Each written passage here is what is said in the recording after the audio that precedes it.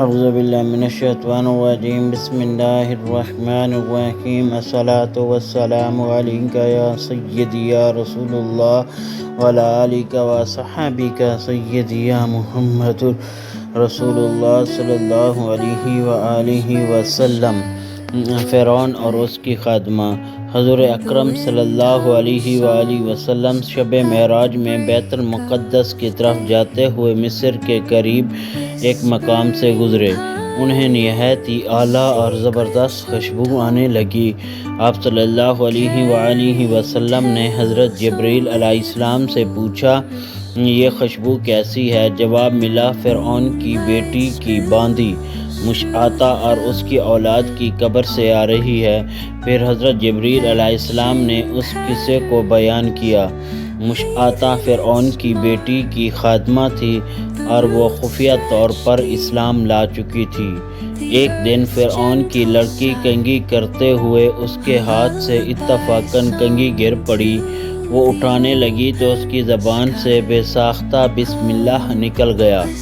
اس پر شہزادی نے کہا کہ تو نے آج عجیب کلمہ بولا، رب تو میرا باپ فرعون ہی ہے، تو پھر تم نے یہ کس کا نام لیا ہے؟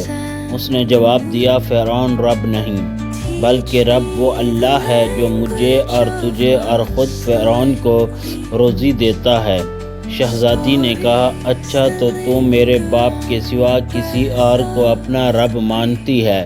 اس نے جواب دیا، ہاں میرا، تیرا اور تیرے باپ سب کا رب اللہ تعالی ہی ہے۔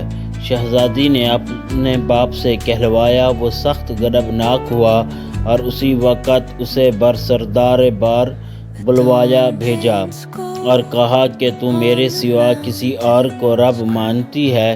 اس نے کہا، میرا اور تیرا رب اللہ تعالی ہی ہے جو بلندیوں اور بزرگی والا ہے۔ فرعون نے اسی وقت حکم دیا کہ تانبے کی جو گائے بنی ہوئی ہے اس کو خوب تپایا جائے، اور جب بالکل آگ جیسی ہو جائے تو اس کے بچوں کو ایک ایک کر کے اس میں ڈال دیا جائے، آخر میں خود اسے بھی اسی میں ڈال دیا جائے۔ چنانچہ وہ گرم ہو گئی۔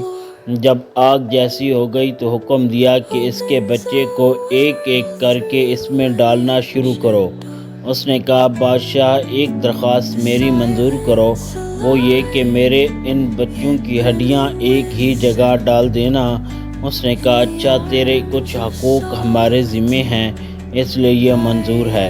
اس کی دونوں بچیاں اس کی آنکھوں کے سامنے اس میں ڈال دی گئیں اور فوراً جل کر راکھ ہو گئے۔ پھر سب سے چھوٹے کی باری آئی جو ماں کی چھاتی سے لگا ہوا دودھ پی رہا تھا۔